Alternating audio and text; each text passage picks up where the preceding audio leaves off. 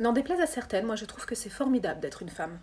Je trouve que la vie d'une femme est un peu comparable à une grande pièce de théâtre, dont si elle sait bien s'y prendre, elle est à la fois le personnage principal, la scénariste et la metteur en scène. Et vous pouvez me croire, hein, être le personnage principal et de n'importe quelle histoire, pour nous les femmes, c'est primordial. Parce que nous les histoires, on adore ça. D'ailleurs, souvent on les crée. Je propose d'intituler cette grande pièce de théâtre dont le déroulé n'est autre que notre vie et surtout notre rapport à l'autre, La Grande Arnaque. On pourrait imaginer cette pièce en 3 ou 4 actes, par exemple.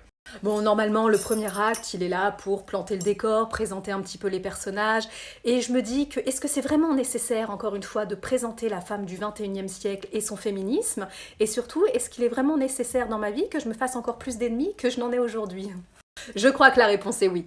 Alors évidemment, quand je parle de la femme du 21e siècle, je ne parle évidemment pas de celle qui s'assume, qui s'est pris en main, qui réussit, et qui se fout pas mal de savoir si les hommes en ont une plus grosse qu'elle, parce qu'elle en a pas et elle s'en fout. Oui, parce qu'elle a bien compris qu'elle avait des atouts que les hommes n'avaient pas, et inversement, et elle compte bien en profiter. Non, moi je parle des autres, mes préférés. Donc, la femme du 21e siècle. Bon alors je préviens tout de suite, les frustrés, les langues de bois, les sans humour et les féministes 2.0, je vous conseille de vous préserver, de passer votre chemin, parce que ça va pas vous plaire. Présentation du personnage principal de La Grande Arnaque, la femme du 21e siècle.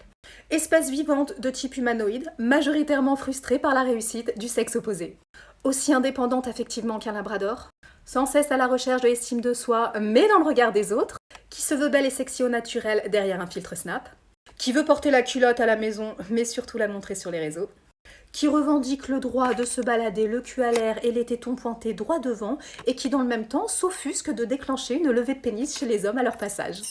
L'un des buts de son existence, en dehors de faire la gueule sans raison et de créer des polémiques qui n'existent pas, ou de planter des poignards dans le dos des copines quand elles sont absentes, c'est de trouver un homme qui saura l'aimer et la chérir, mais surtout lui apporter le confort et la sécurité, financièrement parlant.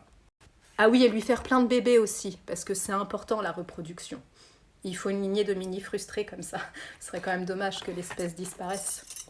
Elle s'identifie essentiellement à des starlettes de télé-réalité, naturellement siliconées, qui pensent que le roi soleil n'est autre que le mari de la reine lune, que si Michael Jackson n'était pas mort, bah il serait encore vivant, et que La Grande Rafle est un film comique des années du temps jadis.